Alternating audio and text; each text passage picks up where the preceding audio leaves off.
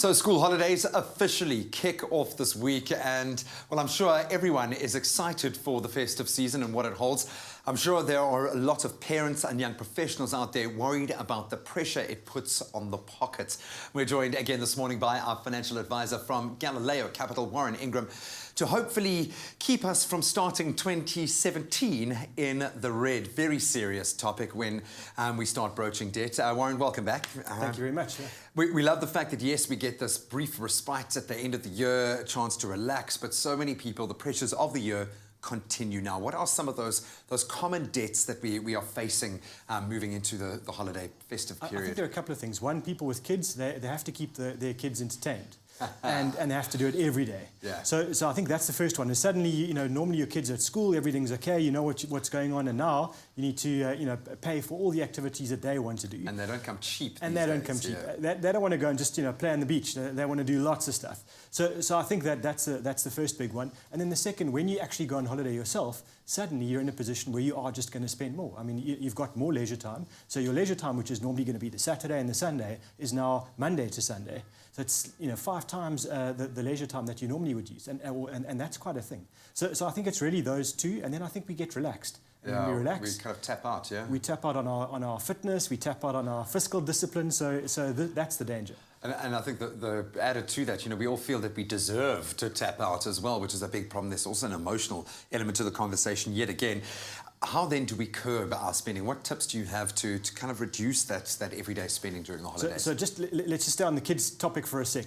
I would sit down with my kids if they're old enough to say, right, let's draw a list of the things you want to do, and then let's spread them out over the holiday. So, one day in, at the house, we're not doing anything, one day out, and let's manage that over time. So everyone knows what they're in for. Yeah. There's a game plan, and at least they get to have some fun. I mean, you don't want to curb the fun, but you want to control the spending.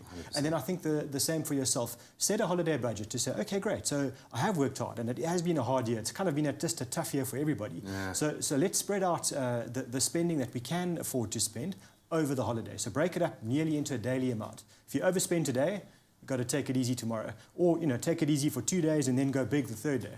That would be the best way I think you can manage this. You can start to limit that. And remember, children have imaginations. You can give, I remember when I was a kid, give me a stick and a box and I'd be like, oh, it's a castle and I'm a knight, Play off those things, get creative with your children.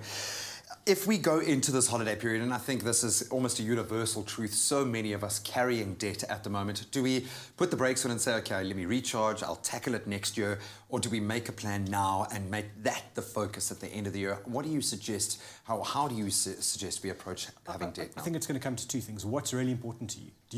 Is it really important to you to try and get the financial pressure off? If you're a family and you're operating under financial pressure all the time. Hand to mouth, yeah. I mean, that's just it's a hectic way to live for yourself, for your family. So if that's your priority and your family is your priority, then you need to take care of the debt. You need to find a way to limit the spending now and then start the year on a good note. If you're kind of single or it's a young couple and you don't really have a lot of financial pressure, then kind of taking your foot off the savings pedal now and spending a bit more is okay. But to me, I always think, money behavior is a bit like fitness behavior. If you just let yourself go completely, it's really hard to get back again. I was going to say, yeah, you make it that much more difficult to get back on the bike. Warren, thank you very much. Some sagely advice, as always. We don't want to dampen your spirits. We want you to be able to enjoy your holiday, but you've got to approach it with a modicum of responsibility when it comes to debt. We'll continue our chat in a moment.